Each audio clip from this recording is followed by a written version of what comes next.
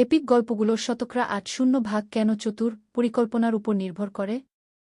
আসুন মহাভারতের অন্যতম নাটকীয় মোডের দিকে একবার ঝাঁপ দিই। মহাভারতের মহাযুদ্ধে দ্রোণাচার্য ছিলেন কৌরবদের অপরাজেয় সেনাপতি। তার এই আত্মবিশ্বাসের মূলে ছিল তার পুত্র অশ্বত্থামা, যাকে তিনি অজেয়তার প্রতীক মনে করতেন। কিন্তু পাণ্ডবদের ছিল অন্য পরিকল্পনা। দ্রোণাচার্যকে পরাজিত করতে হলে তার মনোবল ভেঙে দিতে হবে। ভীম একটি হাতিকে হত্যা করেন, যার নামও ছিল অশ্বত্থামা। এরপর চারিদিকে এই খবর ছড়িয়ে পড়ে যে অশ্বত্থামা মারা গেছে। সন্দিহান হয়ে দ্রোণাচার্য তার অটল সত্যবাদিতার জন্য পরিচিত যুধিষ্ঠিরের কাছে ছুটে যান। কৌশলী কৃষ্ণ যুধিষ্ঠিরকে এই বলে কথা শেখান, অশ্বত্থামা মারা গেছে। হাতিউ। যুধিষ্ঠির শেষাংশটি ফিসফিস করে বলেন। দ্রোণাচার্য শুধু প্রথম অংশটাই শুনতে পান, বিশ্বাস করেন তার পুত্র আর নেই। হৃদয় ভেঙে তিনি যুদ্ধক্ষেত্র ত্যাগ করেন, যার